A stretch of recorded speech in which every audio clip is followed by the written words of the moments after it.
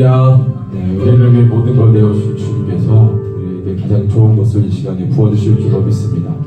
앞뒤자로 이렇게 한번 믿음으로 격려하겠습니다. 오늘 이 밤에 주님께서 당신에게 좋은 것을 주십니다. 아멘. 큰 은혜와 능력으로 우리와 함께 하실 주님을 찬양합니다. 우리 다 자리에서 일어나서 함께 찬양하겠습니다.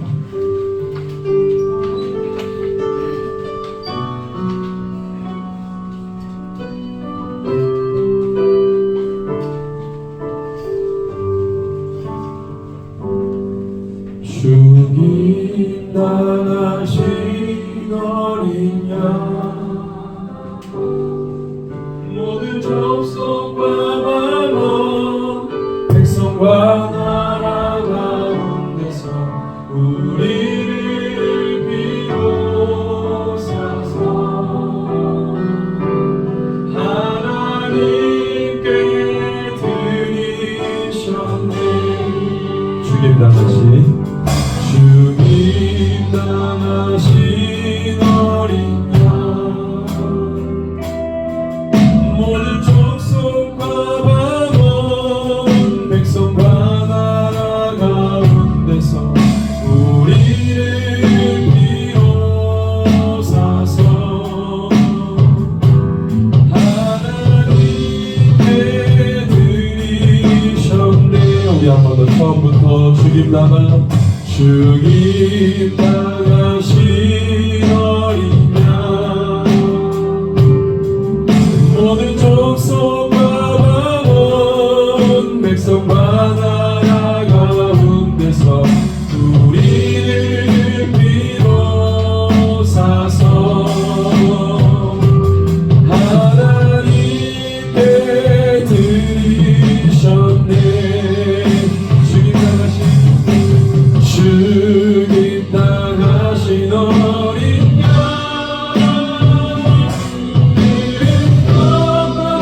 아버지의 힘과 존귀와 영광 찬송 받으시니 앞나가신 주님 나가신 어린 양 주님 나가신 어린 양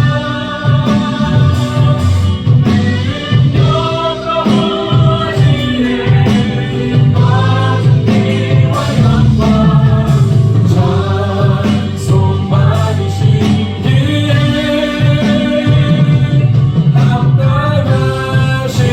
앞나가시던 처음부터 고백합시다. 주님 나가신 어린 양 모든 족속과 방언 백성과 나라 가운데서 우리를 비로소서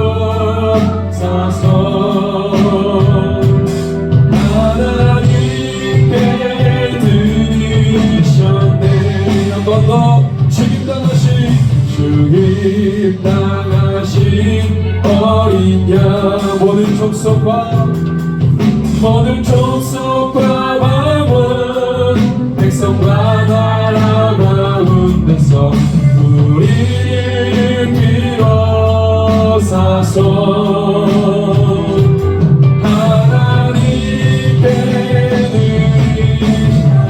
찬양합니다. 주님 나가신 어린 양 아버지의 힘과 존귀와 영광 찬송 받으시기에 앞나가신 어린 양 주님 나가신 어린 양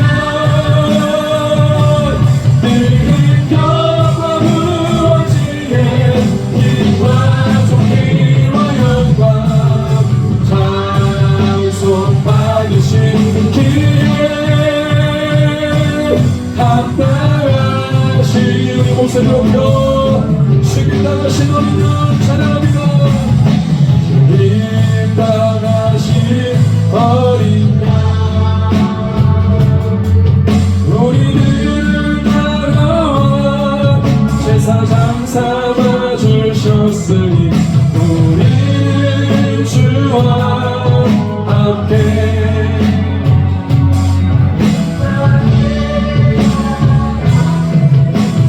먼저 주님 나가신 어린 양 주님 나가신 어린 양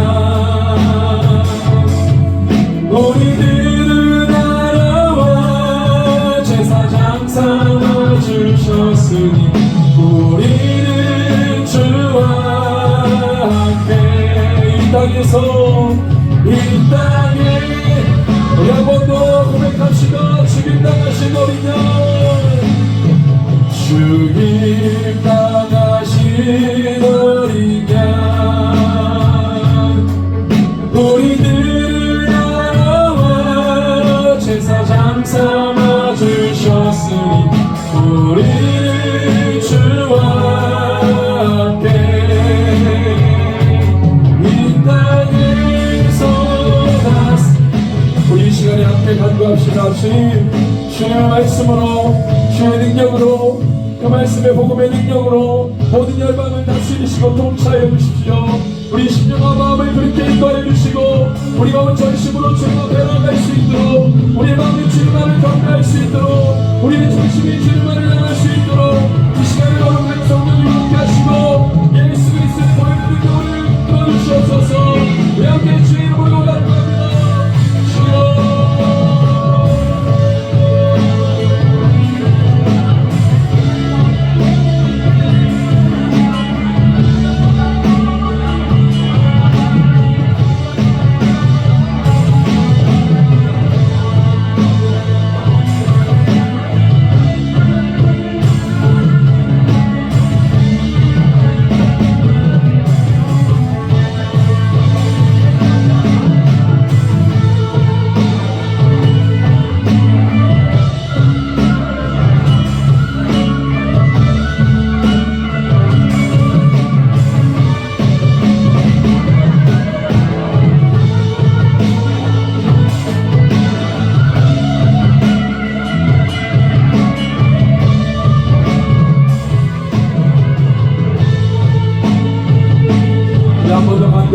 주님 우리의 마음을 인도하여 주시옵소서. 오늘 이 밤에 우리가 하나님 이것이 마지막 예배라고 생각하며 우리가 주 앞에 서기를 원합니다.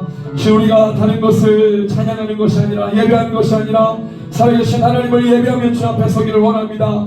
다윗과 같이 주님을 온전히 찬양하며 예배하는 이 밤이 되게 하여 주시옵소서. 우리의 중심이 주님만을 바라볼 수 있도록 주의 거룩한 보혈의 능력이 우리를 하나님 아버지 그 죄 가운데서 하나님 온전히 깨끗하게 하여 주시고 하나님 죄로부터 자유함으로 주님을 경배하며 예배할 수 있도록 오늘 이 밤에 한 사람 한 사람 주의 성령을 붙드시고 함께하여 주옵소서. 모든 열방을 통치하신 주님이 우리의 심령과 마음을 새롭게 하여 주실 줄로 믿습니다. 오늘 이 밤에 우리 가운데 가신 주님을 기대합니다. 오셔서 우리를 온전히 붙드시고 인도하여 주옵소서. 오늘 이 밤에 우리를 자유케 하여 주시옵소서. 복음의 능력으로 충만하게 하여 주옵소서. 우리 함께 한 번 더 주의 이름으로 간구합니다.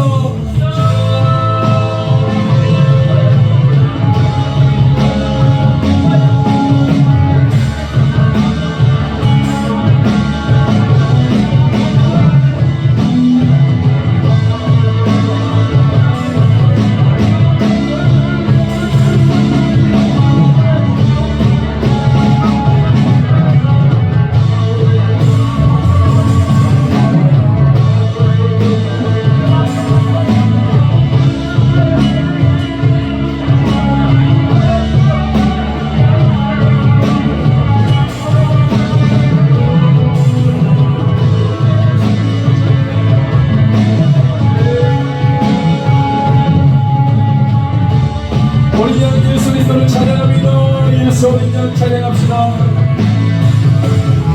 예수 어린 양 십자가 그 사랑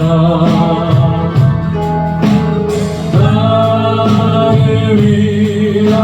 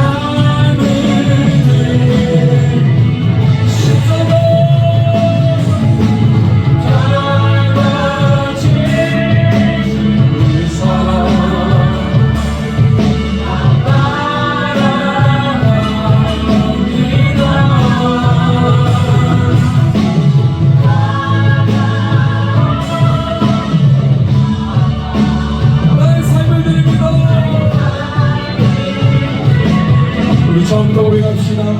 예수 어린 양, 예수 어린 양,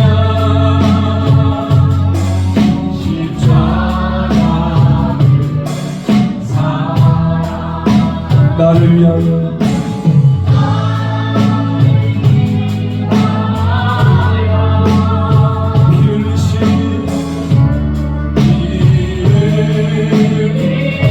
예수 어린 양, 예수 어린 양, 십자가 그 사랑 나를 위하여 나를 위하여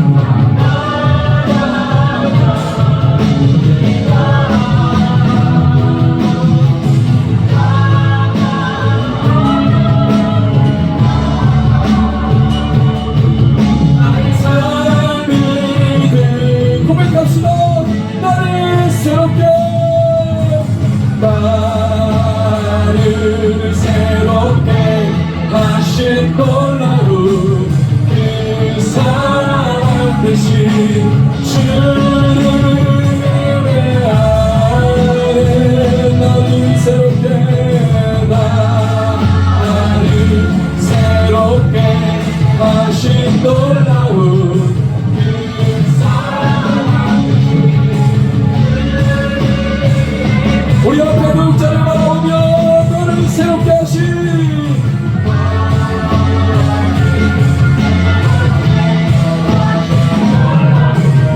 그 사랑 대신 우리 한 번 더 축복합니다. 우리를 새롭게 하신 주를 찬양합니다. 너를 새롭게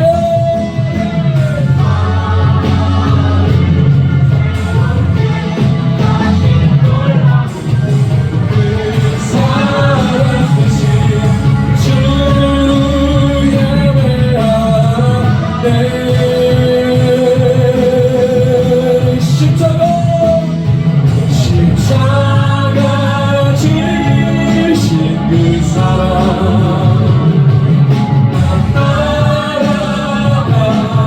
따라갑니다.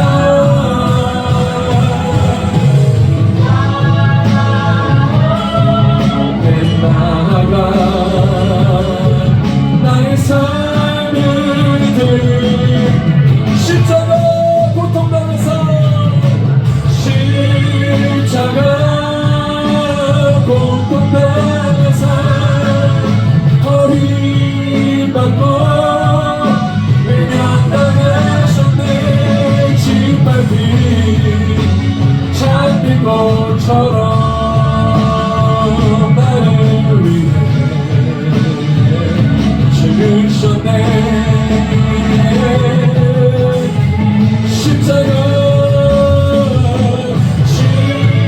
십자가 고통당해서 버림받고 외면당하셨네.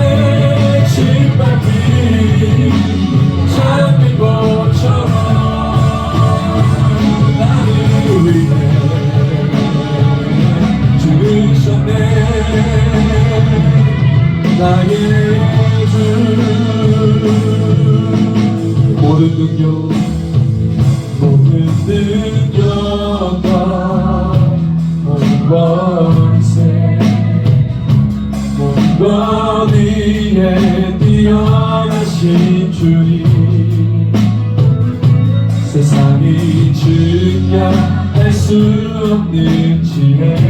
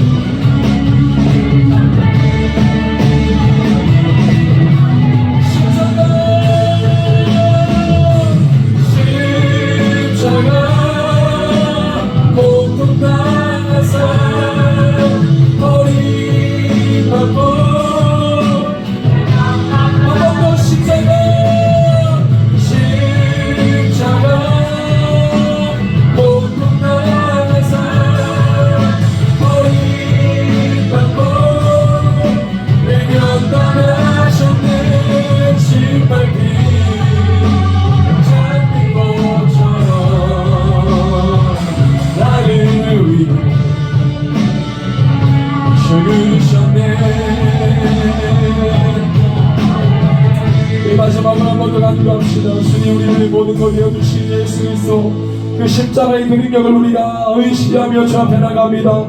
주여 우리 하나님 무너진 모든 것을 다시 십자가의 능력으로 세우시고 하나님 다시 한번 주님 앞에 일어나 하나님의 이 마지막 사명을 감당하는 우리 새누리 교회가 되게 하여 주시옵소서. 주님 사랑하시는 공동체가 되게 하여 주시옵소서. 우리 심령과 마음을 다시 한번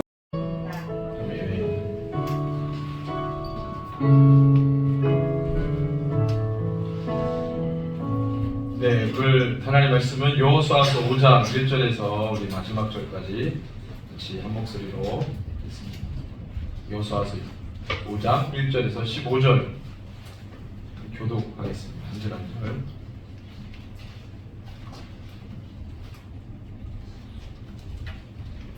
네, 다 찾으셨으면 우리 한 절 교독하겠습니다.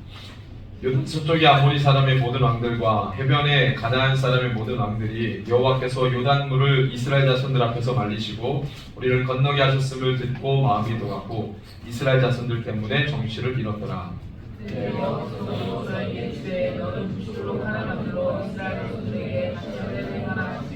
여호수아가 부싯돌로 칼을 만들어 할례산에서 이스라엘 자손들에게 할례를 행하니라.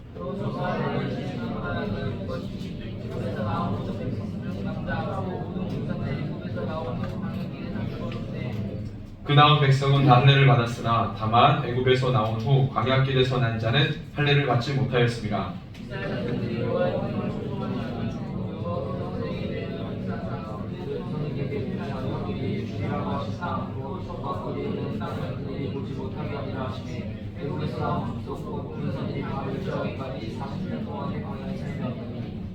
그들의 대를 잇게 하신 이 자손에게 여호수아가 할례를 행하였으니 길에서는 그들에게 할례를 행하지 못하였으므로 할례 없는 자가 되었음이었더라.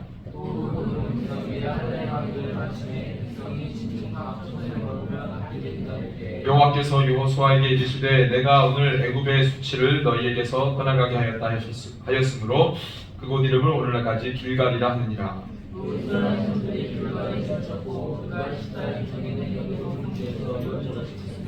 유월절 이튿날에 그 땅의 소산물을 먹되 그날에 무교병과 볶은 곡식을 먹었더라.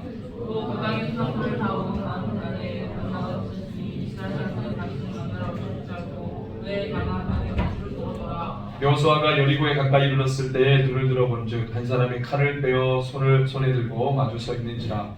여호수아가 나아가서 그에게 묻되 너는 우리를 위하느냐 우리의 적들을 위하느냐 하니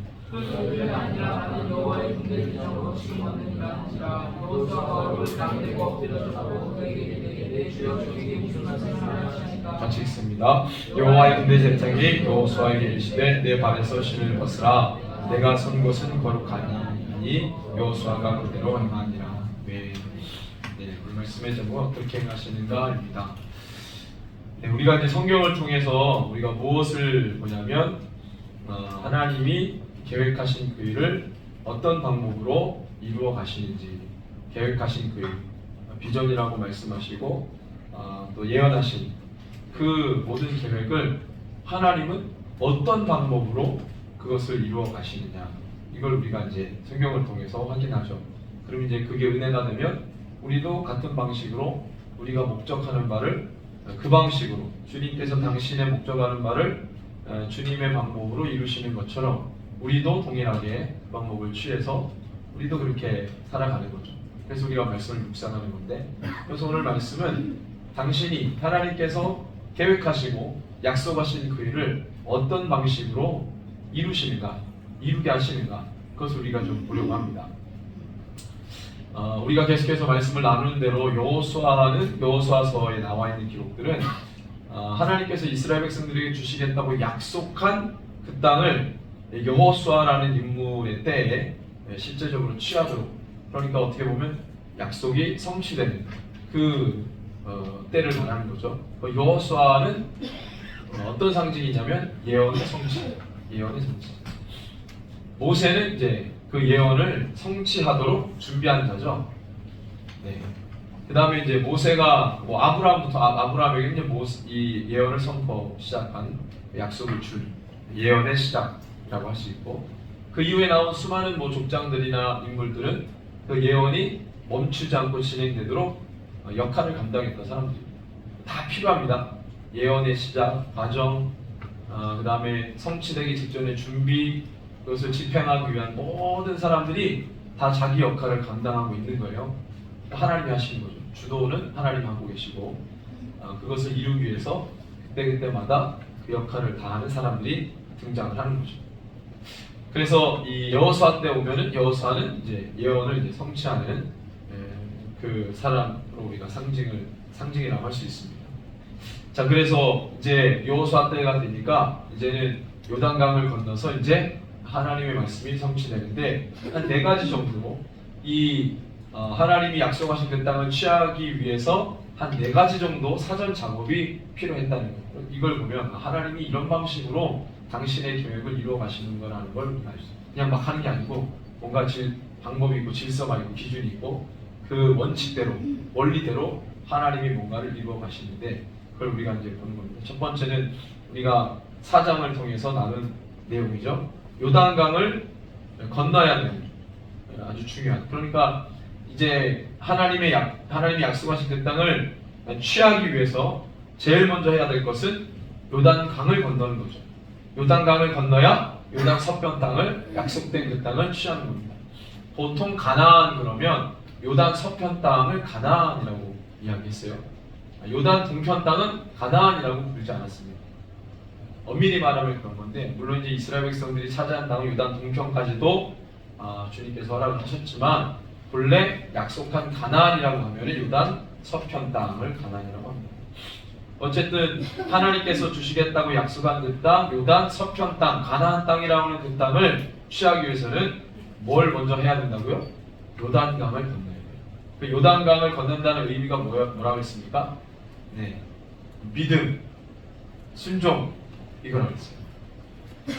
그러니까 이 전쟁, 이 약속을 취하기 위해서 가장 중요한 건 다른 게 아니라 하나님에 대한 믿음이고 믿음이 있다면 반드시 순종해야 됩니다. 이 2가지가 요단강을 건널 때 그걸 하나님이 보신 거예요. 요단강을 단순히 강을 건넌 게 아니고 단순히 강을 건넌 사건이 아니고 그 요단강을 건넜을 때 하나님은 뭘 봤냐면 이스라엘의 믿음과 이스라엘의 순종을 본 겁니다. 이 2가지가 반드시 확인이 되고 하나님께 그게 보여져야 실제적으로 요단 서편 땅을 믿음으로 취할 수 있는 겁니다. 그게 아니면 이 모든 게 깡그리 다 무시가 되면 이스라엘은 그냥 저기 멀리서 와가지고 가나안에 있는 칠족속을 그냥 때려잡아 죽이는 침략자에 불과합니다. 그러면 이 시대에 수많은 사람들이 좋은 땅 얻기 위해서 싸우는데 박이 터지게 싸우는데 그 중에 한 집단일 수밖에 없습니다.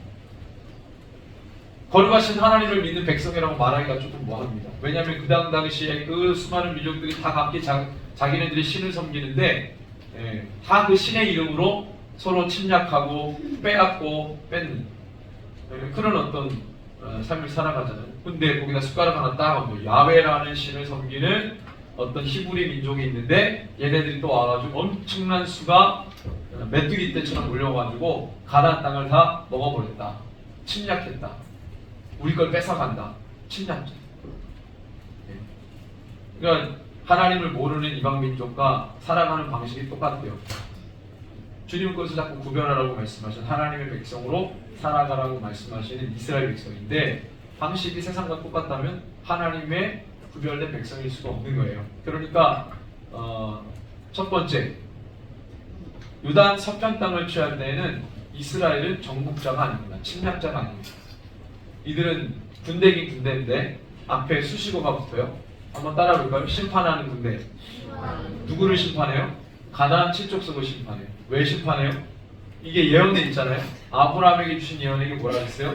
아모리 족속의 죄를 언급했단 말이에요. 아모리 족속이 어디입니까? 가나안 칠족속의 지도자격이 되는 민족이잖아요. 그 아모리 족속의 죄악이 찰 때가 그 땅을 취할 때다.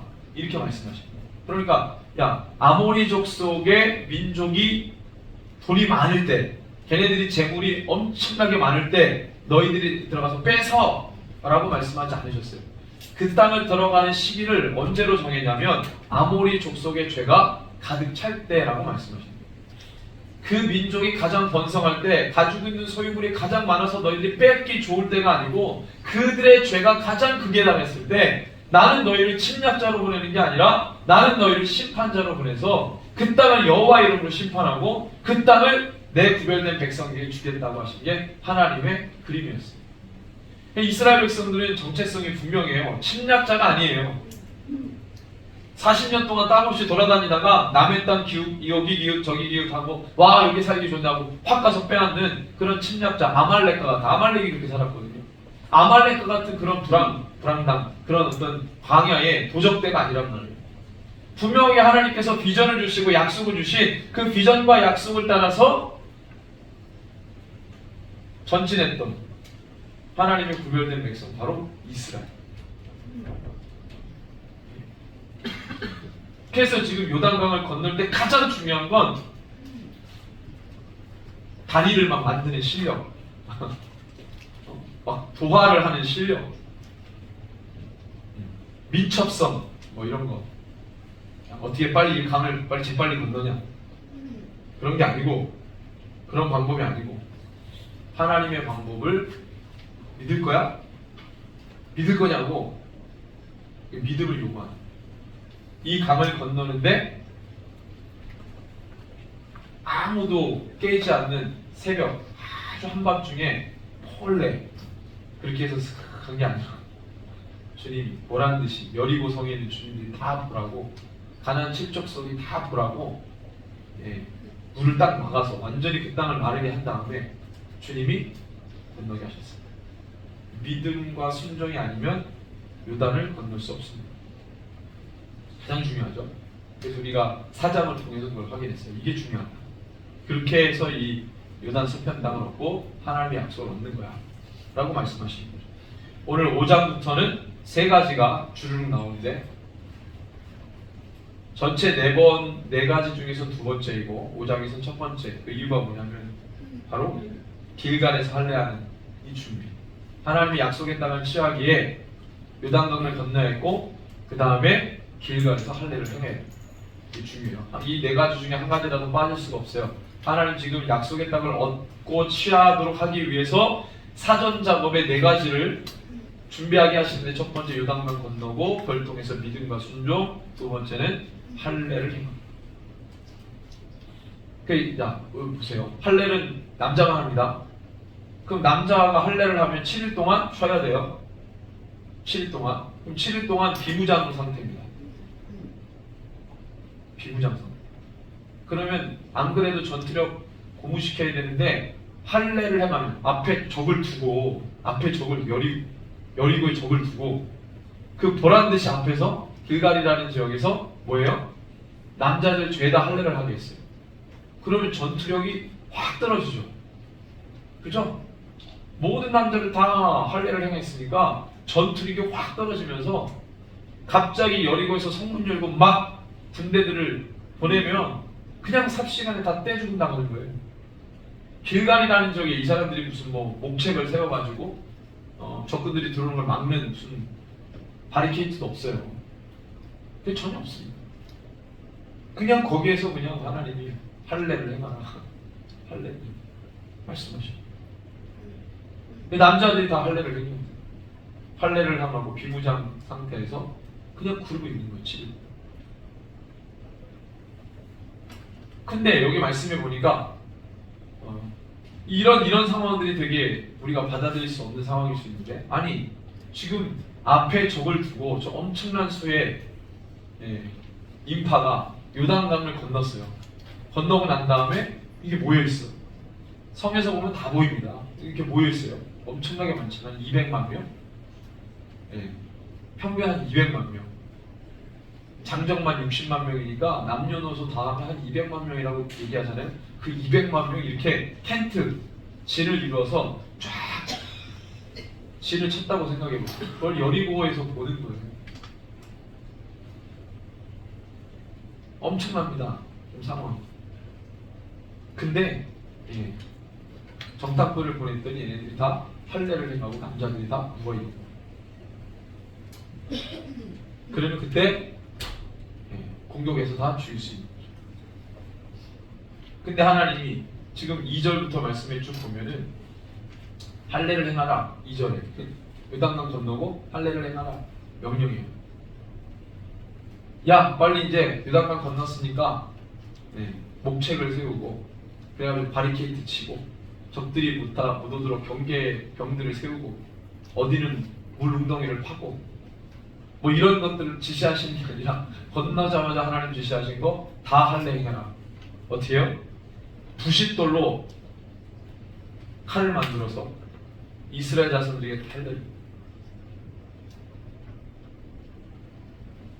그러니까 지금 이 칼은 돌칼이에요, 쇠칼이에요?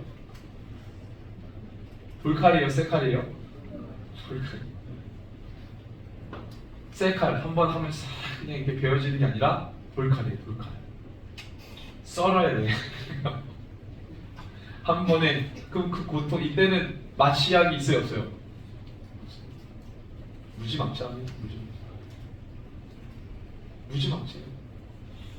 상상하지 마세요. 엄청납니다. 부싯돌로 칼을 만들어 이스라엘 자손들에게 다시 할례를 행해라.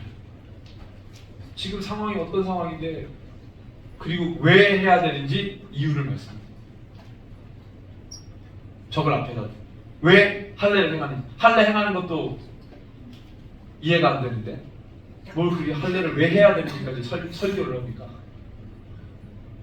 빨리 하라고, 빨리 하고, 빨리 마무리 짓고, 그리고 전투력을 상승시켜가지고 싸울 준비를 하도록 전략을 내려주시는 게 아니라 이 할례는 말이야, 이 할례는 왜 해야 되는지를 좀 말씀하세요. 하나님의 방법은 늘 그. 여러분들 한번 이 시간으로 돌아가서 이 자리에 있다고 생각해 보세요.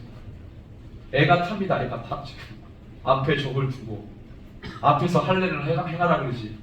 그럼 그 다음에 뭐 해야 되는데요? 묻는 사람들 반드시 있을 거예요. 하나님 할례를 행했는데 그 다음에 뭐 해야 돼요? 그건 나중에 얘기하겠습니다. 왜 할례를 행하는지 설명해 줄게요. 성격 급한 사람은 거기서 죽는 거예요. 아니 지금 때가 오는데 할례 행한 것도 지금 뭐 이해를 못 하겠는데 무슨 뭐 할례를 왜 해야 되는지 설교까지 합니까? 주님이 들으라는 거예요. 지금 중요한 건 뭐 하는 거예요? 할례를 행하는 거예요. 그리고 왜 해야 되는지를 들어야 됩니다. 이 전쟁이 중요하다는 건 하나님이 이스라엘 백성보다 더 잘 알죠. 우리는 마음 급하고 성격 급하니까 막 해야 돼. 지금 빨리 어떻게 전쟁을 치르는지 전략을 주셔야지. 주님 말씀하실 때는 기다리며 듣는 것입니다. 응답이 안 오면 올 때까지 기다리는 거예요. 그 이유가 뭡니까? 왜 할례를 행하라 그래요? 이유가 되게 간단해요. 말씀해 보니까 4절, 5절 같이 한번 읽어봅니다. 시작. 여호수아가 할례를 실행한 까닭은 이것이니 애굽에서 나온 모든 백성 중 남자 곧 모든 군사는 애굽에서 나온 후 광야길에서 죽었는데 그 다음 백성은 다 할례를 받았으나 다만 애굽에서 나온 후 광야길에서 난 자는 할례를. 그러니까 출애굽, 간단히 말하면 출애굽 1세대는 다 할례를 받은 사람들이죠. 출애굽 1세대의 남자들, 장정들이 다. 그죠? 근데 중간에서 태어난, 그러니까 광야 40년 중간에서 태어난 출애굽 2세대 장정들은 할례를 받지 못했다는 거예요. 광야에서 태어난. 자, 그러면 아니 여리고를 취한 다음에 가나안 땅 전쟁 다 끝나고 평안할 때 할례를 받게 하든지 왜 전쟁 치르기 전에 할례를 하게 하냐? 그 시점이 되게 이해가 안 된다. 우리는 머리들이 좋아가지고 지금 사람들이 다 그렇게 생각합니다. 왜 지금 이걸 해야 됩니까? 말이 안 돼요. 너무 다들 똑똑해가지고 이것저것 따져보니까 지금 이거 하면 안 되는데 왜 굳이 이걸 지금 하냐고 따져물어요. 얼마나 다들 똑똑하신지. 하나님의 일은 우리 머리로는 거의 이해 안 되는 게 10개 중에 9개예요. 그러니까 10개 중에 9개는 뭐가 필요하다는 거예요? 따릅시다. 믿음. 그래서 믿음이 필요하다. 내 실력으로 하는 게 아니에요. 머리 굴려가면서 하는 게 아니에요. 하나님의 역사, 하나님의 일. 믿음을 하는 거죠. 목회자인 저도 다 이해 못할 때가 있습니다. 왜 이건 이렇게 되고 저건 저렇게 되죠? 그러니까 우리가 말씀을 보는 거죠. 아, 말씀을 보니까 지금 상황과 비슷한 일들이 있네. 근데 방법이 달라. 지금 우리는 막 머리 굴려가면서 하려고 그러고, 비슷한 상황에 말씀에서는 아, 믿음이 중요했구나. 하나님의 방법이 좀 달라요. 그래서 할례를 행하는 거죠. 그러면 할례의 뜻은 뭡니까? 왜 할례를 행하라고 하십니까? 전쟁 직전에 할례를 명하셨다면 그 할례는 개념적으로 매우 중요해요. 목숨 걸고 지금 전쟁 직전에 할례를 행한 거니까. 왜 할례를 합니까? 할례의 목적이 뭐냐? 아브라함에게 할례를 명하셨어요. 모든 너희 식솔들 중에 남자들은 그가 이방인이든 너희 가족이든 다 할례를 해요. 할례를 행할 때 우리가 이것을 한번 같이 보겠습니다. 이 창세기 17장, 이게 할례를 행할 때 상황이 있어요. 상황. 할례를 받을 수밖에 없는 상황이 있습니다. 우리가 그것을 이해해야 돼요. 창세기는 언약 기둥이 있습니다. 언약 기둥. 그래서 아브라함이 5개 언약 기둥이고, 약속이죠. 약속 기둥이라고 합니다. 이삭은 3개, 야곱이 2개. 이 언약 기둥들이 있어요. 이 언약 기둥에 따라서 스토리가 흘러갑니다. 아브라함에게 5개의 약속 기둥이 있는데, 그 약속 기둥은 똑같은 말을 5번 했다 이거예요. 골자는 이겁니다. 내가 너에게 복을 주는데 2가지를 줄게. 자손을 주고, 자손을 줬으면 그 자손이 살아야 될 뭐가 필요하겠어요? 땅이 필요하죠. 그러니까 땅과 자손을 주겠다는 약속을 하시고, 그걸 5번에 걸쳐서 반복하시고. 근데 이제 아브라함이 믿었게요, 안 믿었게요? 안 믿었죠. 5번 얘기했다는 얘기는 아브라함이 믿었다는 얘기예요? 잘 안 믿었다는 얘기예요? 잘 안 믿었다는 얘기예요. 근데 처음에 말씀하시고 믿었다면 다시 얘기할 필요가 없는 이 상황 스토리상 그렇습니다. 근데 17장에 보면은 아브라함이 99세가 됩니다. 그때 99세가 될 때 여호와께서 아브라함에게 나타나셔서 그에게 이렇게 말씀하시죠. 나는 전능한 하나님이다. 너는 내 앞에서 행하여 완전하라 라고 갑자기 말씀하세요. 갑자기 99세 때 나타나셔서 나는 전능한 하나님이야. 너는 내 앞에서 행하여 완전해 라고, 지금 좋은 마음으로 하시는 것 같으세요? 화나면서 하시는 말씀 같으세요? 예, 이게 왜 화가 나냐면 그 전장의 16장의 사건 때문에 그렇고, 그 16장의 사건은 15장 때문에. 16장 무슨 사건이죠? 이스마엘이 되죠. 이스마엘. 하나님의 약속된 아들은 다 아시는 것처럼 이스마엘이 아니라 누구죠? 이삭이죠. 그럼 이렇게 말할 수 있어요. 이삭은 누구와 누구의 아들입니까? 아브라함과 사라의 믿음의 조합으로 누가 나와야 되는 거예요? 이삭이 나와요. 근데 이삭이 태어나기 전에 누가 태어납니까? 이스마엘이죠. 자, 그러면 이 이스마엘은 아브라함과, 아버지는 아브라함인데 아브라함과 누구의 조합이에요? 하갈의 조합이죠. 그럼 왜 하나님은 사라여야만 했을까요? 똑같은 아브라함인데 아브라함 플러스 사. 왜 사라?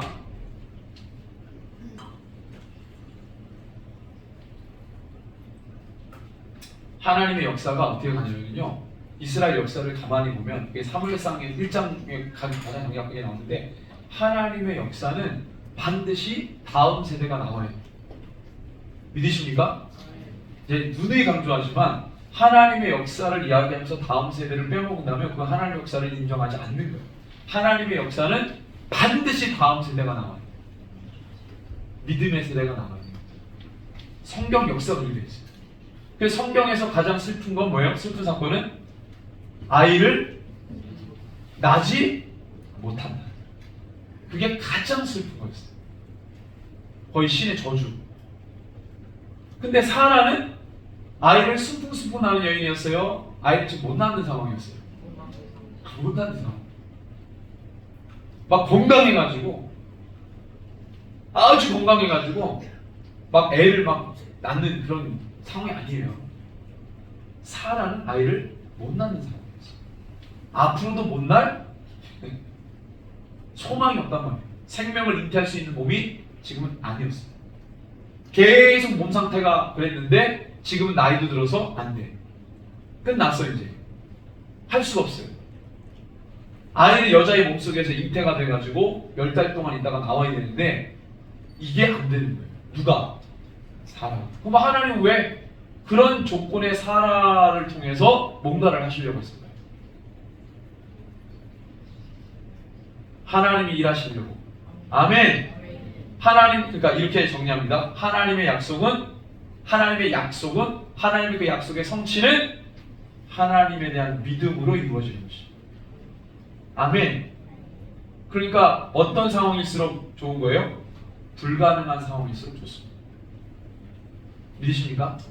지금 내 상황이 불가능할수록 하나님을 더 잘 믿을 수 있는 기회랍니다. 그럼 하나님이 더 잘 역사하실 수 있는 기회랍니다. 아브라함이 지금 그 상황에 있었어요. 하나님 자꾸 자손을 주신다고 했는데 아브라함은 주여, 주님 좀 우리가 좀 안 되는 거 뻔히 아는데 자꾸 자손 준다고. 그럼 하나님은 지금 뭘 요구하시는 거예요? 아브라함에게? 믿음을 요구하시는 거죠. 사라에게 뭘 요구하시는 거예요? 믿음을 요구하시는 거예요. 아브라함과 사라의 믿음의 조합으로 하나님의 약속이 성취되는 게 하나님의 계획입니다. 믿음의 조합이에요. 믿음의 조합. 그러니까 하나님의 역사는 믿음의 사람들을 통해서 이루어집니다. 아멘. 그러니까 이제 제가 그 16장 전까지는 아브라함이 지금 믿음이 오락가락했다는 거예요. 그죠? 그러다 그게야 사라가 자기가 안 되니까 세상 방법을 쓰죠. 자기 몸종 하갈을 통해 후손을 낳아라. 하나님의 방법이에요? 사람의 방법이에요? 사람의 방법이죠. 하나님은 누가 누구를? 아브라함과 사라입니다. 근데 사라가 이게 안 될 것 같으니까 하갈을. 그럼 어떻게 돼요? 이스마엘이 태어났죠. 이스마엘은 이스마엘일 뿐이에요. 약속의 아들, 하나님의 구원의 역사를 이끌어갈 사람은 아닙니다. 그도 한 집단의 리더가 될 수 있어. 하나님이 예언했어요. 야, 너는 이스마엘이야. 그냥 이스마엘. 아브라함과 하갈을 통해서 난 이스마엘, 내가 너에게도 복 줄게. 너도 한 민족을 이룰 거야. 그렇지만 내가 처음부터 약속한 구원의 역사를 이룰 그 라인은 아니에요. 그게 중요해요. 아멘. 그러니까 역사는 두 축이죠. 하나님하고 상관없는 세상 역사, 하나님이 중요하다고 생각하는 구원의 역사. 두 가지죠. 두 줄기로 역사는 가잖아요. 이스마엘은 상관없는 거예요. 이삭은 그 하나님의 구원의 역사의 중심이었더니 그런 사람이 나오려면 믿음과 믿음의 조합이 아니는 거예요. 그래서 16장에 그렇게 이스마엘이 나오면 하나님은 화가 났어요. 화가 났다고. 하나님 침묵해버려요. 그리고 99세가 됐을 때, 그리고 사라는 몇 살이 됐어요? 100세가 됐죠? 그때 아브라함에게 나타나셔서 하나님이 호통을 치십니다. 넌 내 앞에서 좀 완전해라 좀. 왜 이렇게 세상 방법으로 왔다 갔다 하냐? 아브라함과 말씀함과 동시에 이거는 사라도 들어야 될 두상. 자, 그래서 아브라함이 엎드렸더니 하나님이 또 그에게 말씀하십니다. 보라, 내 언약이 너와 함께 있으니 너는 여러 민족의 아버지가 될 것이다. 또 말씀하세요. 계속 할례 언약입니다. 17장은 똑같은 얘기 계속 하는 거예요. 근데 그 얘기를 했어도 그 전에 막 다 믿음 없고 뭐 안 믿고 막 이러고 있었는데, 그랬는데 이번에는 달라요. 그 전에는 뭐 별도 보여주고 다 했는데 별같이 빛날 거야 그랬는데 자꾸 잊어버리니까, 한 번 말하면 잊어버리고 한 번 말하면 잊어버리니까 하나님이 아예 몸에다가 새겨버렸어요. 그게 바로 할례예요. 그러니까 하나님의 약속이 그 몸에 새겨진 게 바로 할례예요. 하나님의 약속이 우리 몸에 새겨지는 거예요. 그래서 아브라함은 이제는 기억 못했는데요, 잊어버렸는데요, 까먹었는데요 라는 핑계를 못해요. 왜? 몸에 새겨졌습니다. 하나님의 약속이 몸에 새겨지니 이제는 날마다 그걸 보면서 하나님의 약속을 생각합니다. 그게 바로 할례예요. 굉장히 중요하죠. 그래서 나중에 이런 얘기를 합니다. 유대인들은 할례를 받은 사람들이지만 할례를 받으면 나중에 종교적으로 그 의미를 잃어버렸어요. 그래서 너희들의 몸의 할례보다 가장 중요한 건 어디 할례를 받으라고 말씀합니까? 마음이에요. 그 말은 뭐예요? 말씀이 마음에 새겨요. 니네들이 맨날 성경책 들고 다니고 막 미간에 새기고 말씀의 끈을 붙들고 막 달다 외우고 다니면 뭐하냐? 하나님의 아들 예수 그리스도를 구세주를 믿지 않고 십자가 못 박아 죽였는데 그렇게 눈이 어두워서 침침해서 그렇게 우둔해서 어떻게 너희들이 하나님 선택받은 민족이라고 할 수 있겠어? 그러니까 이제는 그렇게 말씀 달달 외우고 다닌다고 자랑하지 말고 그 말씀을 마음에 새겨. 그 마음의 할례를 받으라고 말씀합니다. 그게 똑같은 얘기입니다. 말씀을 몸에 새겨.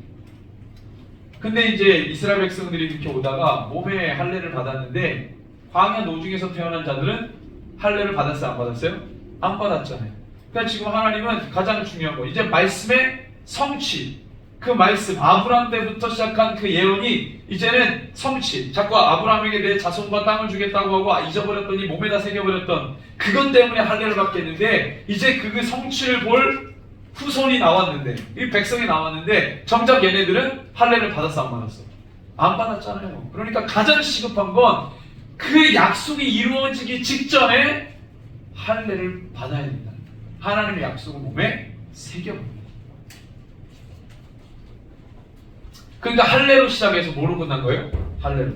마음을 하나님의 약속을 몸에 새긴 그 시점부터 이제 약속의 성취를 보는 그때 당연히 그들의 몸에도 하나님의 약속, 이 말씀이 새겨져야 됩니다. 이게 제일 중요한 거예요. 이게 가장 중요한 거예요. 말씀이 우리 가운데 새겨지는 게 가장 중요하다는 거예요. 우리가 어떤 일들을 하기에 앞서서 가장 중요해요. 왜? 그 일들을 할 때 무엇을 잊어버리지 말아야 되니까? 하나님의 정신, 하나님의 그 말씀의 그 뜻과 의미를 우리가 잊어버리면 안 돼요. 그리고 본문으로 다시 돌아가서 그래서 할례를 받으라고 말씀하셨어요. 가장 중요하다고 말씀하셨어요.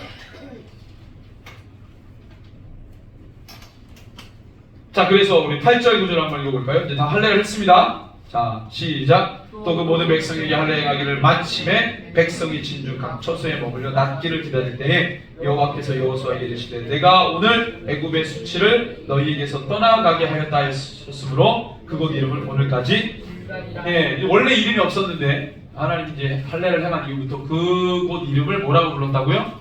길갈. 하는 애굽의 수치를 이제 굴려버렸다, 떠나보냈다 라는 뜻에서 길갈이라는 이름을 지어주시죠.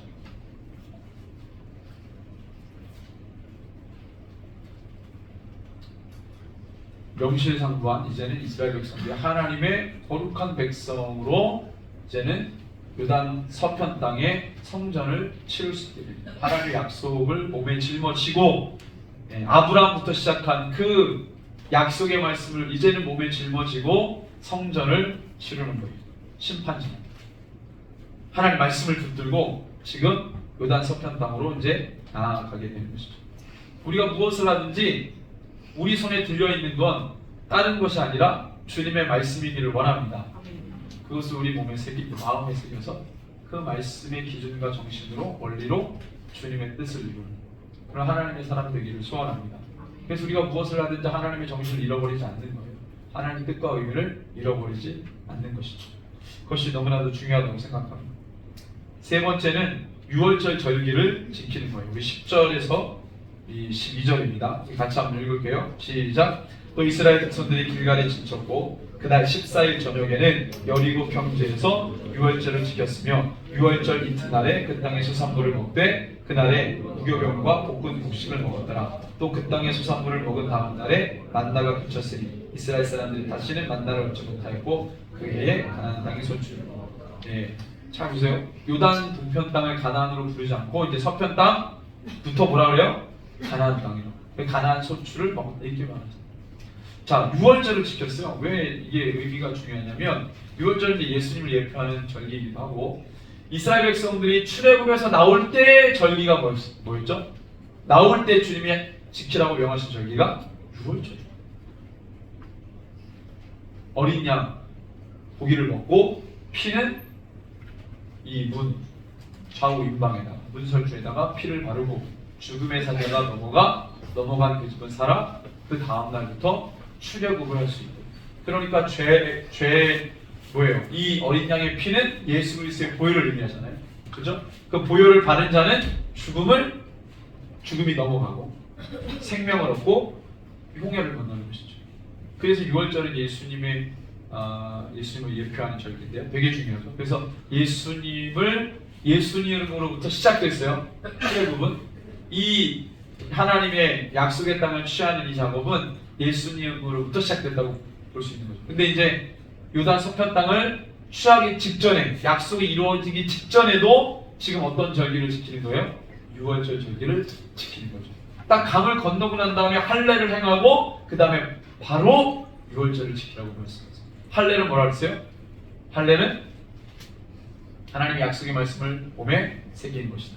그 다음에 중요한 건 예수 그리스도의 어떤 이 보혈, 그죠? 그 피를, 그 다음에 그 몸을 우리가 함께 취하는 거죠. 이 작업이 굉장히 중요하다는 거예요. 지금 이 심판주로 요단 서편 땅을 나가기 때문에 그들의 백성의 어떤 성향이나 성격으로 할 수 있는 사역이 아니에요. 이거는 전적으로 하나님의 방법으로 이것을 해야 되는 것이죠. 그래서 할례가 필요하고 유월절을 지키는 것이 필요한 겁니다. 이 종교적 세리머니가 너무나도 중요한 거죠. 그래서 10절에 보니까 이스라엘 자손들이 길갈에 진을 치고요. 그달 14일 저녁부터 6월절이 시작이 되고 그날 6월절 고기를 먹고 그 다음 날부터 무교절이 시작이 되는 거예요. 그래서 11절에 보니까 6월절 이튿날이면 6월절 고기를 먹고 그 다음 날 그 땅의 소산물을 먹는다고 했잖아요. 그러니까 무교절 첫날부터 이제는 자기네들이 요단 서편 땅에서 심지 않았지만 거둔 그 열매, 그 소산물을 가지고 이제 먹고 무교병과 볶은 음식을 먹죠. 이제 무교 절기가 일주일 동안 시작이 되니까. 또 그 땅의 소산물을 먹은 다음 날에 뭐가 그쳤어요? 광야 40년 동안 먹었던 만나가 요단 강을 건너고 요단 서편 땅에서 그 소산물을 먹은 그 다음 날부터는 만나가 내려오지 않아요. 그럼 요단 동편 땅을 취할 때는 만나를 먹었다는 거예요? 안 먹었다는 거예요? 그때 먹었다는 거죠. 그러니까 약속의 땅은 요단 동편 땅이 아니라 어디예요? 요단 서편 땅인 가나안. 거기를 들어가니까 그 다음부터는 만나를 먹을 수가 없었어요. 이제는 너희에게 줬다는 거예요. 그걸 의미하죠. 이제는 너희에게 준 거야. 이 땅의 주인은 너희야 라고 주님이 그 사건을 통해 말씀하십니다.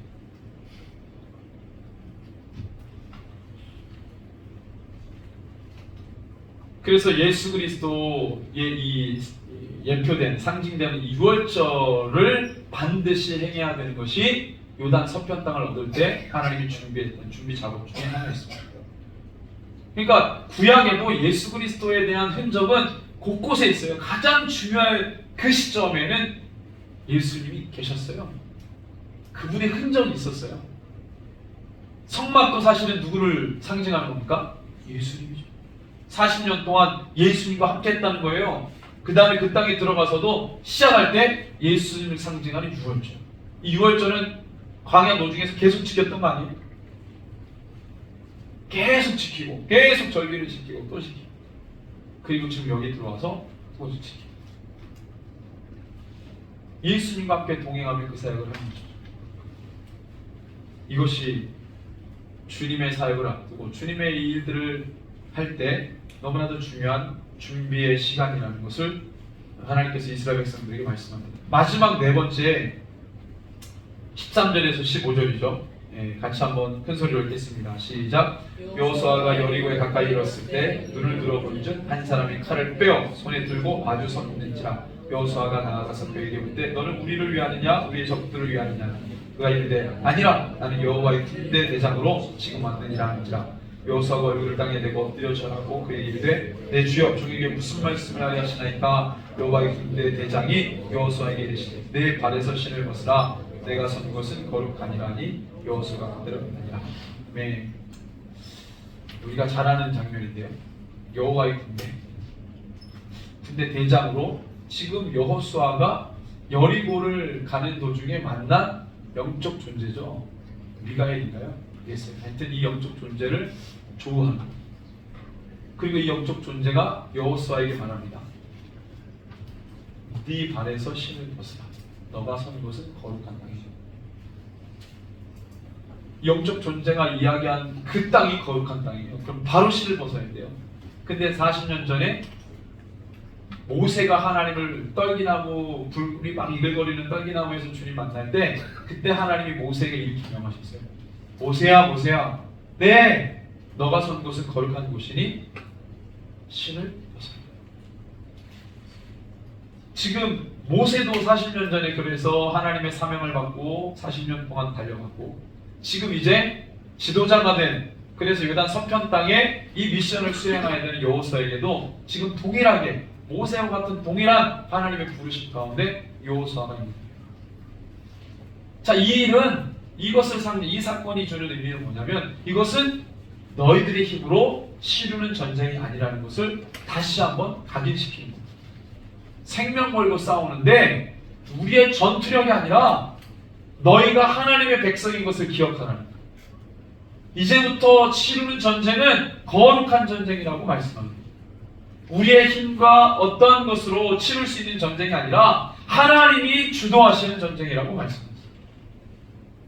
그러니까 영적 존재가 와서 군대장, 여호와의 군대 대장이라고 말하면서 지금 여호수아에게 말씀합니다.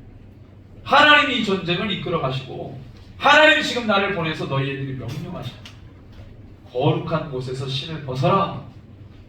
너희들이 이 전쟁을 치를 때 영적으로는, 물론 이제 육적으로는 군화를 동여매고 온 매무새를 단정히 하고 그 다음에 딱 전쟁을 치를 수 있도록 이 만반의 준비가 되어야 되겠지만, 사실 영적으로 보면 신을 벗어야 되는 거예요. 너희들이 가지고 있는 모든 걸 다 내려놓지 않으면 이 전쟁 수행할 수 없다는 거예요. 믿음을 요구하시고, 그러니까 영적인 것을 더 신경 쓰라고 말씀하시죠. 보이는 전쟁을 하지만 이 영적 존재는 너희들이 영적인 준비를 해야 된다고 말씀합니다. 그러니까 지금 이 요단 서편 땅, 약속의 땅을 취하는 이 상황에서 중요한 4가지를 주님께서 준비하십니다. 그냥 가서 막 취하면 되는 게 아니라 6장부터는 이제 여리고를 도는 작업들이 나오는데 그거 하기 전에 엄청난 이 사전 작업이 필요해요.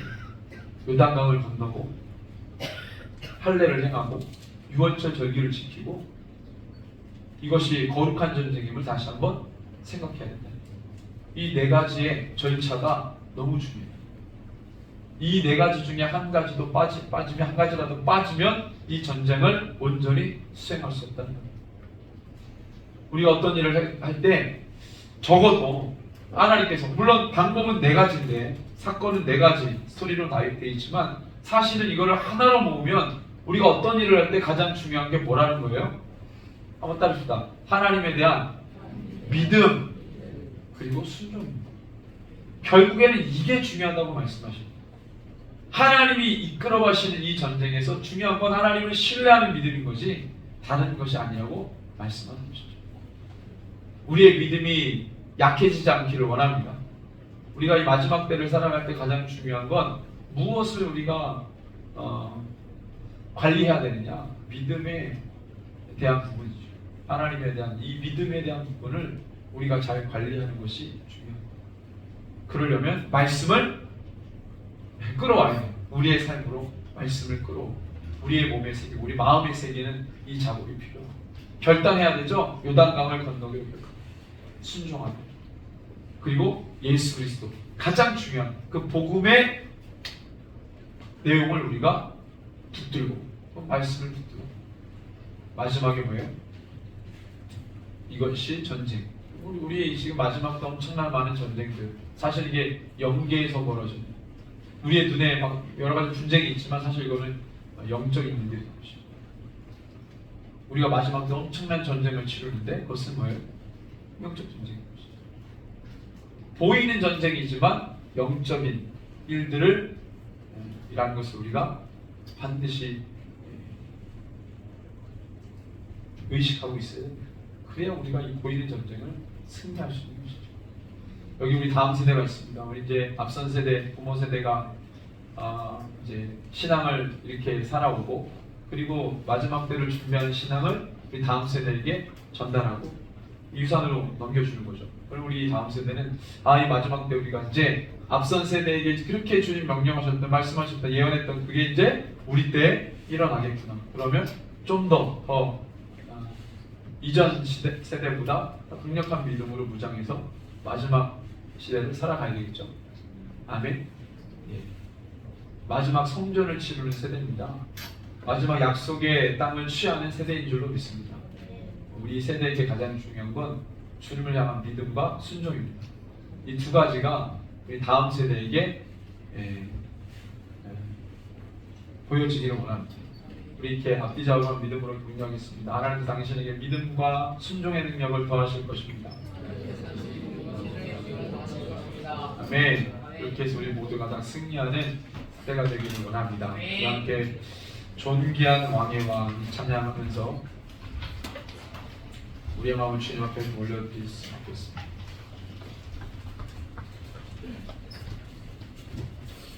우리가 믿는 분은 이 모든 만물을 창조하신 하나님이십니다. 그분은 우리의 왕이십니다. 인도하시고